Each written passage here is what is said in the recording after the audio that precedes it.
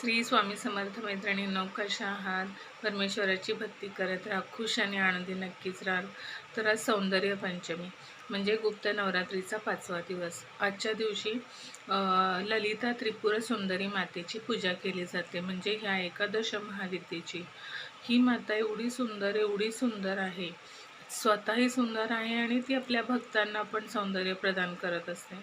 मग तुम्हालाही जर सौंदर्य आणि आकर्षणाची जर हेतू असेल, जर इच्छा असेल, तर तुम्ही आजच्या दिवशी हा उपाय नक्की करा.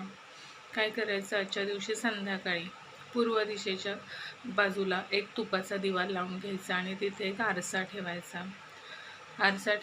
तिथेच बसून मनोमन आपण माता त्रिपुरा सुंदरीचं ध्यान करायचं, नामस्मरण करायचं आणि म्हणजे मनन चिंतन करायचं. आणि त्याच्यानंतर तिथेच बसून पूर्वेकडे बघून जो आरसा आहे, कसाही असो, चौकोनी गोल कसाही असो, छोटा असो मोठा असो, त्यात बघून आपण म्हणायचं, मी खूप सुंदर दिसत आहे, मी खूप सुंदर दिसते, मी खूप आकर्षक दिसते, माझं पर्सनॅलिटी खूप छान झाली, असं आपण बोलत राहायचं. आणि किती वेळा बोला, जेवढा तुम्हाला वेळ असेल तुमच्याकडे तेवढा पण पॉझिटिव्ह बोला.